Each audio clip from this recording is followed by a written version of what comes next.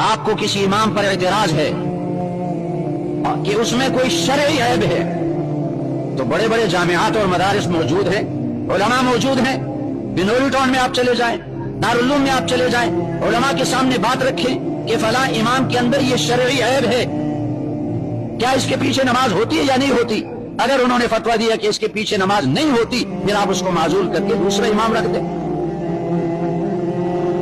लेकिन खामखा की बातें बनाना, इसका नतीजा जिल्लत और रुसवाई पर पहुंचेगा। जो अपने इमामों को तंग करते हैं, जो अपने इमामों के खिलाफ बातें बनाते हैं, याद रखें ये पक्की बात है, वो दुनिया में जलील और रुसवा होंगे, दुनिया में जलील और रुसवा होंगे, भीख मांगेंगे, भिखारी बनेंगे। अब ये एतराज कि इमाम साहब को नमाज से 5 मिनट पहले आना चाहिए, तुम देर से क्यों आए, तुमने 5 मिनट पहले आना चाहिए, इस तरह की बातें इमाम के खिलाफ बनाते हैं। फला इमाम साहब की आवाज अच्छी नहीं है, भाई कुरान तो सही पढ़ता है, तुम्हें आवाज से क्या फिक्र। और फला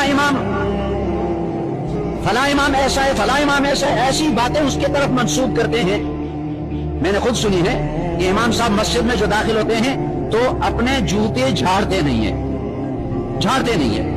अब ये कोई ऐब है भाई? अगर पाक जमीन पर आया तो जूते झाड़ने की क्या जरूरत है।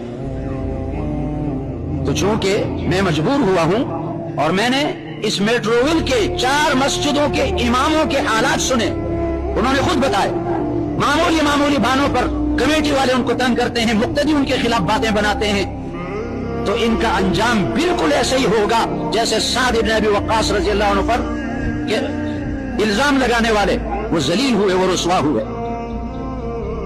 और याद रखें, जो अपने इमामों के खिलाफ बातें बनाते हैं झूठी, वो अगर उस इमाम के पीछे नमाज पढ़ें तो उसकी नमाज मकबूल नहीं होगी। जाओ बिनोरी टाउन से पूछो, दारुल उलूम से जाकर पूछो, उसकी नमाज मकबूल नहीं होगी। बात जिद्दी किस्म के मुक्तदी होते हैं और वो कहते हैं हम अपने इमाम के खिलाफ बातें भी करेंगे, नमाज भी पढ़ेंगे इसके पीछे। कौन है जो हमें नमाज से रोकता है? भाई तुम्हारी नमाज से फर्ज तो अदा हो जाएगा, फर्ज अदा हो जाएगा, लेकिन नमाज मकबूल नहीं होगी और उस नमाज पर अजर और सवाब मुरत्तब नहीं होगा, और जो दुनिया में जिल्लत उठानी पड़ेगी वो अलग है। अजीब अजीब एतराजात होते हैं। मैं भी एक मस्जिद में इमाम था, इस मस्जिद से पहले, तो कमेटी वाला बेचारा, उसको खरकार कहते थे, उसने एतराज किया।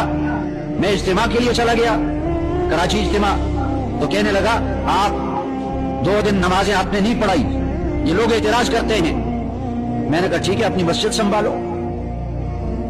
एक और मस्जिद में गया और वहां उलमा का जोर था, मक्की मस्जिद में उलमा को जमा किया था। मैं मक्की मस्जिद में